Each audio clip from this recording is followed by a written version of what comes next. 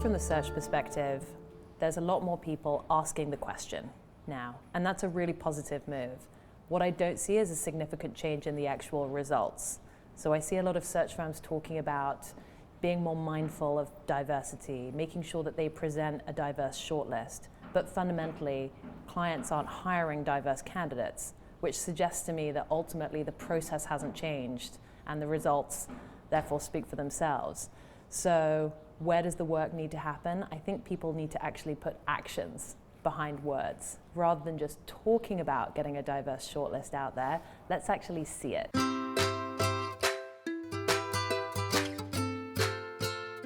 Meritocracy. Well, we're a meritocracy, so we hire the best person for the job. And it just so happens that best person always happens to be a straight white man. That's the biggest excuse. The second greatest excuse is there just weren't that many women out there with the skills that we needed, so we didn't want to compromise. That's one that really gets me.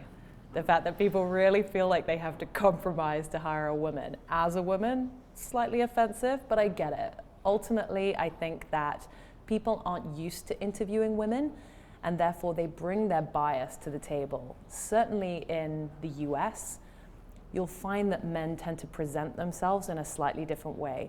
They're extremely confident, they're extremely bullish about their capabilities.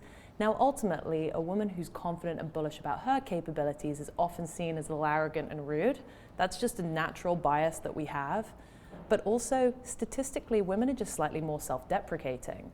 So the importance really is in educating people about the bias so that when a woman goes into an interview, she's presenting the best of herself, and a client is also taking into account that they're going to be seeing a slightly different presentation, which doesn't mean to say that they're going to have to compromise on what it is that they're looking for, but perhaps the person that they're interviewing is more mindful of the challenges that they have ahead of them in their career.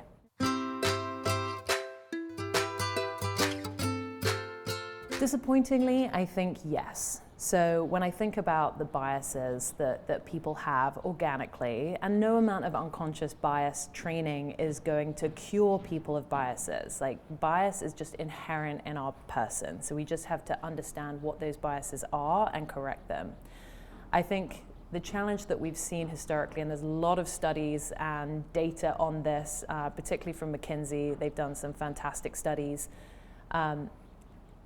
Educationally, Caucasian women have had an advantage. So from a wealth and privilege perspective, you've got Caucasian women probably kind of leading with an advantage. So when people talk about meritocracy, they're probably talking about coming from Ivy League schools or some of the top West Coast schools. So you're talking about a group of people who were able to kind of afford that level of education.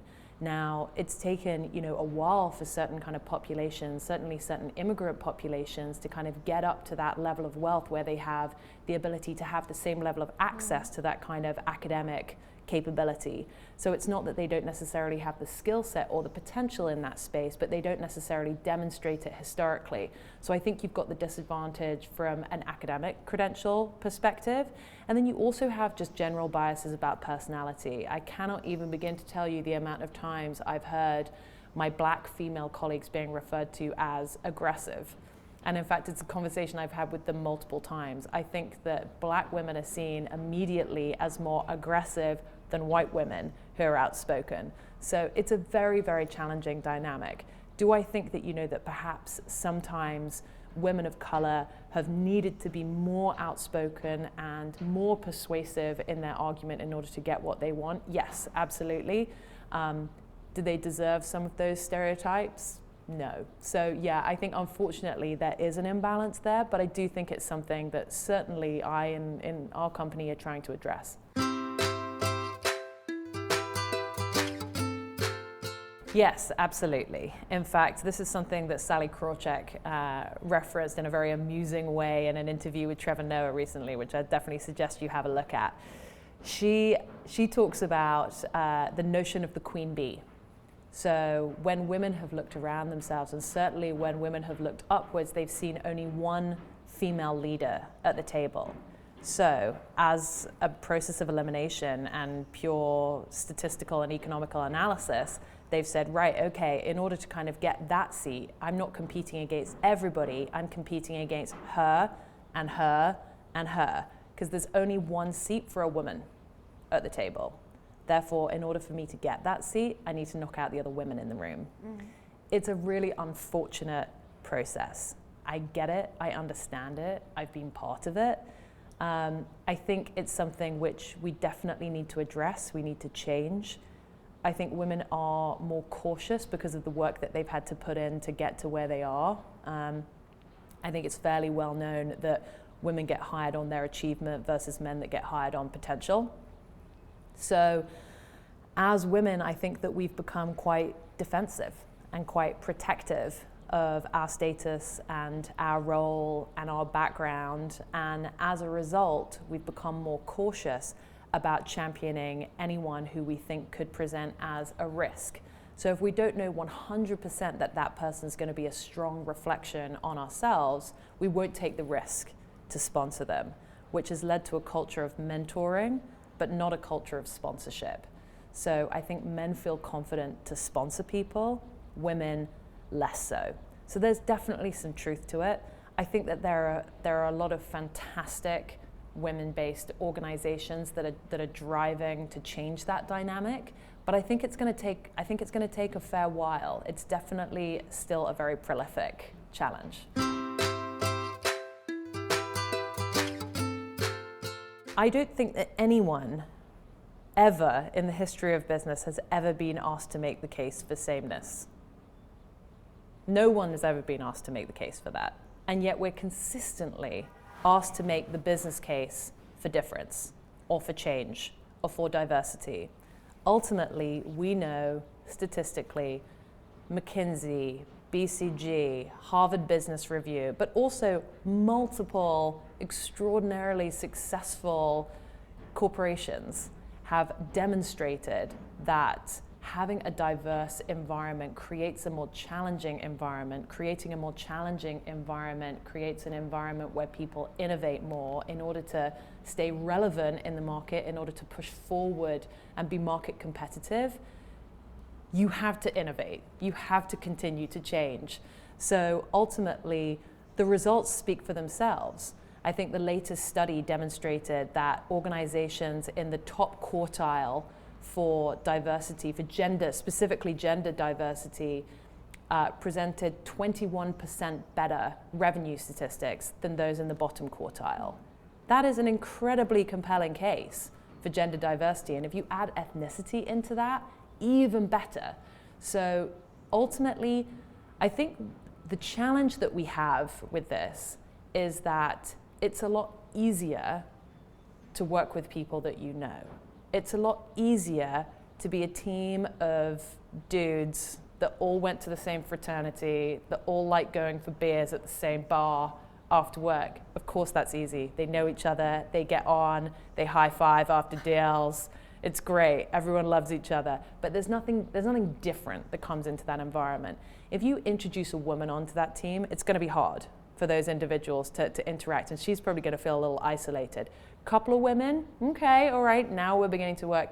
Now if you kind of start really kind of dividing the split, ultimately all of those individuals are gonna start behaving differently, they're gonna start thinking differently, they're probably gonna start coming up with much more debate material, they're gonna be looking at things from different angles. Like ultimately, this is what drives business forward. It's a very, very obvious business case. And it's frustrating that anyone still feels like this is like an HR issue. Diversity is something which every business leader, every CEO, and executive suite should be prioritizing if they want to be profitable.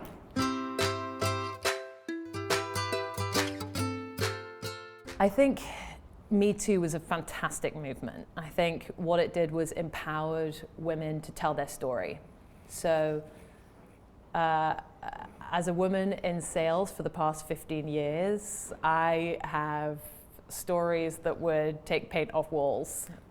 Really, truly horrifying conversations that I've had to live through and smile and say something which wouldn't be career limiting as a result. I think ultimately the Me Too movement empowered women to say, I don't need to smile through this anymore.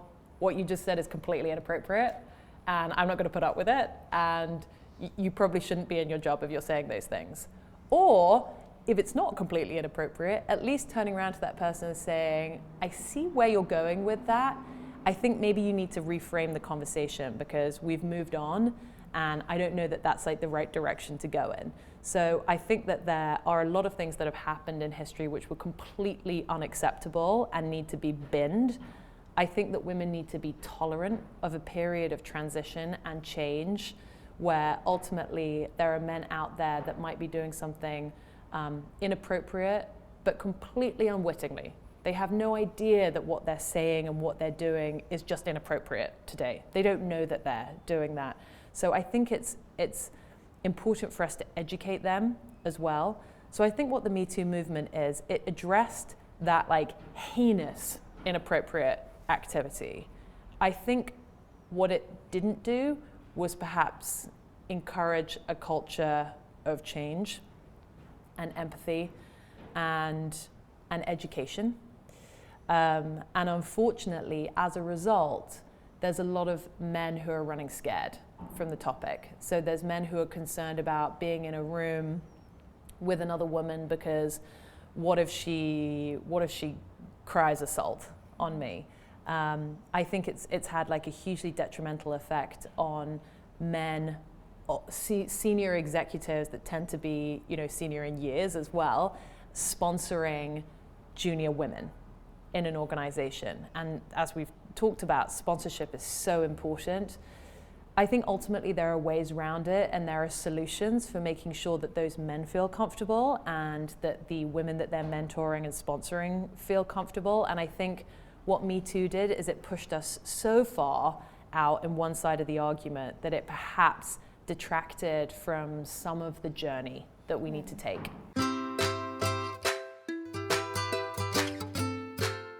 It's an absolute corker, and I wish that there were more men that were asked that question. In fact, I had the pleasure of attending a conference recently where that was part of the opening gambit. There was a fabulous senior female executive interviewing her former male report, who was a specialist in cybersecurity and blockchain, and they had a phenomenally highbrow conversation about something which went way over my head.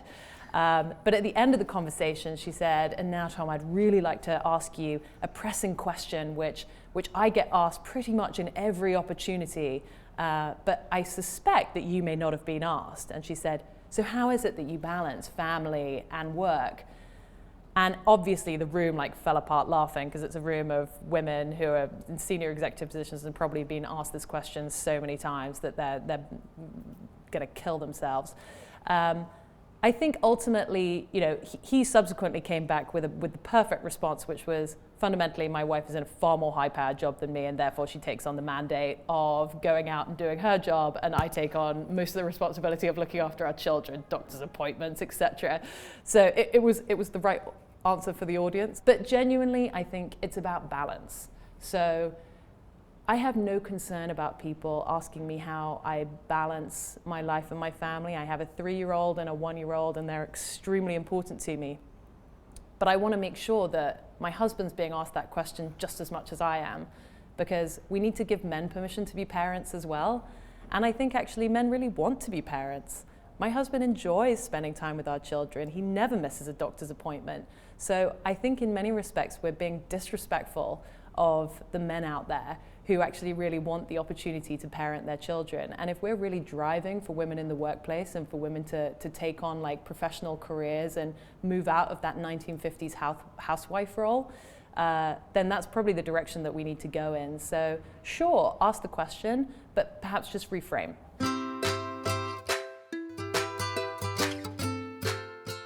On the client side, I think it's about being challenging to our clients. Be thoughtful about the hire that you're looking to make. Think about it from a business context. Ultimately, in business, you're looking to innovate, you're looking to create, you're looking to maintain relevance, you're looking to be competitive in the market. So think about your hiring from the same perspective.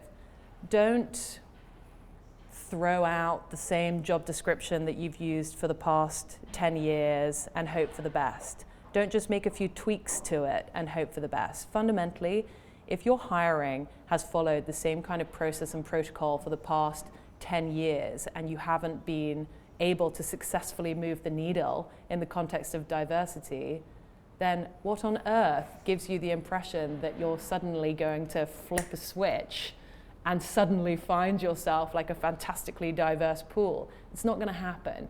You need to rethink the process. So you need to go back, you need to be thoughtful, rewrite the job description, think about who it appeals to.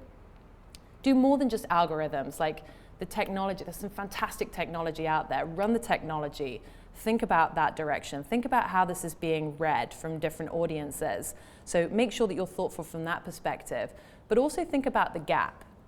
You know, fundamentally, like if you have a bunch of people who were all educated in a similar background, do you need somebody from a different socioeconomic background to change the conversation? Do you need a woman to change the conversation? Do you have a primarily Caucasian group and you think that you would benefit from a different cultural background, cultural perspective? Don't limit yourself by technical capabilities. Don't think about it purely in the context of what have they fundamentally achieved from a technical perspective. You need to think more broadly than that. Otherwise, you're really limiting yourself and you're limiting the prospects of your team and your company going forward. So I think creativity is key. Think about different levels, think about different geographies, think about different transferable skills. Just because you're hiring into technology doesn't necessarily mean to say that you need to take from a similar, comparable technology background. Presumably at that point, you're just bringing in more of the same. Think about, you know, whether or not there are people from different industries who would bring more to the table. Particularly in finance, we have that conversation a lot. You know, it's not necessarily the case that you should always be thinking about that direction. I also challenge them to think about, you know, from a level perspective, I like to think that, you know, that there's less and less diversity as you go up the talent pyramid. So as you get to the top, it gets straighter and whiter and more male. So come down one level. Now, diversity has been a big issue. We haven't made a vast amount of progress, but it has been a big topic of conversation for a long time now. So you've got to think that there's diverse talent like further down the chain that hasn't kind of maturated into that senior executive suite. But fundamentally, there's going to be a ton more diverse talent if you just come one level down. And they might have been mentored and coached and developed to a point where they could well be ready to make that move. Sure, they don't hold the title today and they don't necessarily have all of that immediate experience, but they could be just ready to take that step. So I think it's very important to kind of be open-minded about it. From a candidate perspective, I think it's really about, you know, positioning yourself for success. Think about who you're competing against. Think about how best to present your experience and your talents in a way that paints a picture, that really tells a story. I am a wild advocate of behavioral-based interviewing. And I think it's because it's really nice to see people kind of illustrate, you know, from an experiential perspective, like this was a time when I actually did this. So let me talk you through like what my thought process was, like how I got to the end conclusion, what my challenges were along the way. I think as employers, people want to see what your experience is, but they should also, if you're interviewing for the right company, they should also want to understand whether or not you fit their culture, whether or not that you're the kind of person that they want to work with, like whether or not you bring a different perspective and a different thought profile to the table. So by telling that story, you give them the opportunity to learn about your technical capabilities, about your culture fit, and also, you know, your self-awareness. You know, make sure that you're kind of demonstrating to people what you've achieved, but also areas where you've fallen short, areas where you've faced a challenge, things that you've overcome, things that you didn't overcome, and ways that you might change to do things better in future. I think giving an employer the opportunity to see that full 360 in a way where you're really kind of demonstrating, you know, what you can bring to them is actually extremely valuable.